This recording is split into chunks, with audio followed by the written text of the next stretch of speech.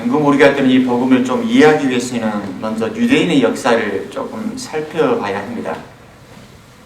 예루살렘 성전에 대한 이야기입니다. 구약 성경에 따르면 이 예루살렘 성전은 기원전 957년에 솔로몬 대왕이 처음 세웠고 이후 수차례 파괴와 재건을 거듭합니다. 성전에는 야훼 하나님과 모세가 맺은 계약의 궤가 있습니다. 궤는 십계명이 적힌 석판을 말합니다.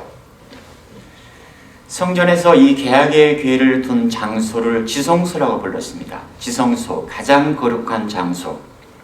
유대인들은 이 지성소를 야훼 하나님께서 현존하시는 곳으로 봤고 1년에 단 한 번 대사제만이 속죄의 날에 들어가서 기도하러 들어갔던 곳입니다.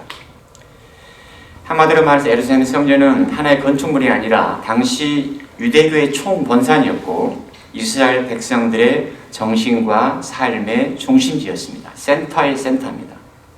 그런데 66년부터 70년 사이에 유다인들은 로마 제국의 압제로부터 벗어나기 위해서 독립전쟁을 일으키지만 실패로 끝납니다. 당시 기록을 보면 로마군은 정확히 70년 8월 29일 예루살렘을 파괴하고 성전을 불태웁니다. 이때 성전을 파괴하고 불태우면서 성전의 흔적으로 서쪽에 한 축대를 남겨놓았는데 오늘날 사람들은 그 축대를 통곡의 벽이라고 부릅니다. 아마도 이스라엘 성지순례 갔던 분들은 반드시 여기를 갔을 거 생각합니다. 오늘날도 유대인들은 그 통곡의 벽에 손을 얹어놓고 기도합니다. 오늘 복음의 사람들이 아름다운 돌과 자원 예물로 꾸며진 성전에 대해 이야기합니다. 그러자 예수님이 너희가 보고 있는 저것들이 돌 하나도 다른 돌에 남아있지 않고 다 허물릴 때가 올 것이다. 즉 70년 전쯤에 예루살렘 성전 파괴를 예고한 것입니다. 과연 이 성전은 로마군에 의해서 70년에 허물어졌습니다. 예루살렘과 그리고 지성소가 있는 성전의 파괴는 유대 역사 안에서 가장 끔찍한 참변으로 기록을 합니다. 왜냐하면 무엇보다도 지성소가 있는 성전이 무너졌기 때문에 그렇습니다. 그리고 유다인들은 이 사건으로 말미암아 또 이 사건으로 인해서 곧 역사의 종말이 올 거라고 생각을 했습니다. 다시 말하면 예루살렘과 성전 파괴를 종말의 전조로 본 것입니다.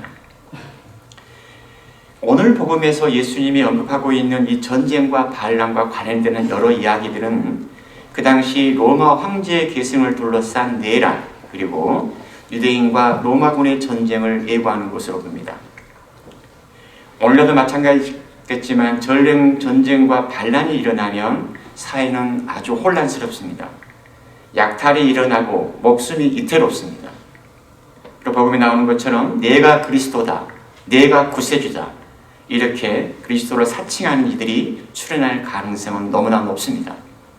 그래서 예수님은 그들에게 회복되어 속지 말라고 그들을 따라가지 말라고 주의를 주는 겁니다.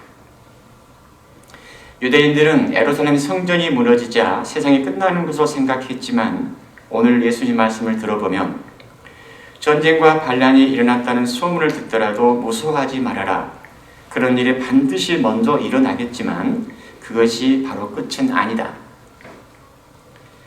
루카 복음사가는 70년에 예루살렘 성전이 무너지고 약 10년이 지난 후에 80년경에 루카 복음서를 집필했습니다. 이 루카 복음사가는 이 예루살렘 성전 파괴를 그저 역사적인 비극으로 봤지 세상 종말의 전조로 보지 않았습니다. 예루살렘 성전은 무너졌지만 세상은 끝나지 않았습니다. 오늘 복음 후반부에서 예수님은 제자들과 당신을 따르는 이들에게 박해와 미움과 고통을 당할 터인데 그 어려움을 이겨내라고 격려합니다. 사람들이 너희를 박해하고 너희를 회당과 감옥에 넘기고 내 이름 때문에 너희를 임금들과 총독들 앞으로 끌고 갈 것이다. 너희는 내 이름 때문에 모든 사람에게 미움을 받을 것이다. 이유는 단 하나입니다. 내 이름 때문에. 예수라는 이름 때문에. 즉 예수라는 이름을 가진 저 청년이 우리를 위해 십자가에서 죽고 부활했다고 해서 바로 예수님이 우리의 주님이고 우리를 구원하신 구속이라고 외쳤기 때문에 박해를 받았습니다. 하지만 예수님 이름 때문에 박해를 받았지만 동시에 제자들은 이 이름을 통해서 힘을 얻었습니다. 너희는 머리카락 하나도 잃지 않을 것이다. 잃어버릴 것이 하나도 없다는 뜻입니다. 그리고 너희는 인내로서 생명을 얻어라. 인내는 그저 참는 것이 아니라 믿음과 믿음에 관련된 생활과 삶을 위협하는 것들을 견뎌내고 이겨낸다는 의미로서 인내입니다. 과연 제자들은 믿음을 버리지 않았고 예수님의 이름을 배반하지 않았습니다. 다시 성전 이야기로 돌아가서 예루살렘 성전은 생각해보면 예수님의 유년 시절에 각인되어 있었습니다. 저 12살 때 마리아와 요셉이 성전에서 사흘 동안 소년 예수를 잃어버렸다가 다시 찾았을 때 12살 소년 예수는 이렇게 말합니다. 왜 저를 찾으셨습니까? 저는 제 아버지의 집에 있어야 할 줄을 모르셨습니까? 소년 예수님께는 성전은 아버지의 집이었습니다. 그저 돌을 쌓아놓은 건축물이 아니라 하나님 아버지가 계시는 성스러운 곳이 바로 성전이었습니다. 그런데 그 아버지의 집이 예루살렘 성전이 70년에 파괴되었습니다. 건축물로서의 성전은 파괴되었지만 이제 새롭게 성전이 세워집니다. 우리가 알듯이 요한복음서를 보면 예수님이 그 당시 성전이 기도하는 집이 아니라 강도들의 소굴로 변했다고 질책을 하면서 성전 정화를 하시잖아요. 그때 하셨던 말씀이 이 성전을 허물어라. 그러면 내가 사흘 안에 다시 세우겠다. 그러자 유다인들이 예수를 비웃었습니다. 이 성전을 46해나 걸려 지었는데 당신이 사흘 안에 다시 세우겠다는 말인가? 요한복음서는 이렇게 기록했습니다.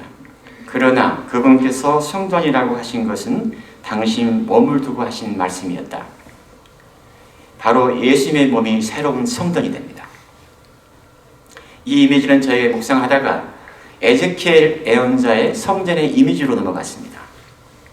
에제키엘서는 성전의 이미지를 이렇게 묘사하고 있습니다. 이 강이 흘러가는 곳마다 온갖 생물이 우글거리며 살아난다. 이 물에 닿는 곳마다 바닷물이 자선하기 때문에 거기도 아주 많이 생겨난다. 이렇게 이 강에 닿는 곳마다 모든 것이 살아난다. 즉 성전을 생명의 물이 흘러나오는 곳으로 묘사하고 있습니다. 성경에서 물은 정화 의미도 있지만 생명을 소생하는 힘이나 하나님의 은총을 상징하고 있습니다. 즉 성전 문지방에서 흘러나오는 물이 점점 넓어지고 깊어져서 강을 이루고 이 강물이 사이로 흘러들어가서 생명이 회복되고 모든 생명이 번성한다는 뜻입니다. 또한 예를 들어보면 이 강의 좌우측에는 새 열매들이 맺는 나무들이 자라고 있습니다.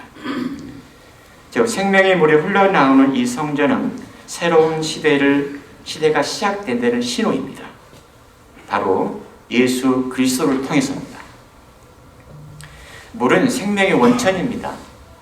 하늘에서 비가 내리면 들판에 초목들이 푸르러집니다. 어제 오늘 지난 며칠 LA 비가 많이 내렸는데 비가 내리면서 보았듯이 우리 성당의 정원이 더 푸르고 생기를 띱니다. 우리 성당에서 그리고 새로운 성전인 예수님의 몸에서 생명의 물줄기가 흘러나옵니다. 해서 내 안에 메마르고 시들어진 삶이 생기를 띠고 예수님의 말씀이 내 안으로 들어가서 내 영혼이 힘을 얻고 생기를 띱니다. 끝으로 우리는 예수님의 이름으로 기도합니다. 예수님의 이름을 통하여 삶의 힘을 얻습니다. 그리고 예수님의 이름으로 생명의 길을 걸어갑니다. 결국 우리는 예수님의 이름을 따라 살아가는 사람들인 것입니다. 예수 그리스도, 이 이름이 우리를 보호하여 주시고 삶의 힘을 주시기를 아버지께 청합니다. 이 이름으로 예수님의 뒤를 따라가고 우리가 우리답게, 내가 나답게 살아갈 수 있도록 하나님 아버지의 은총과 도우심을 청합니다.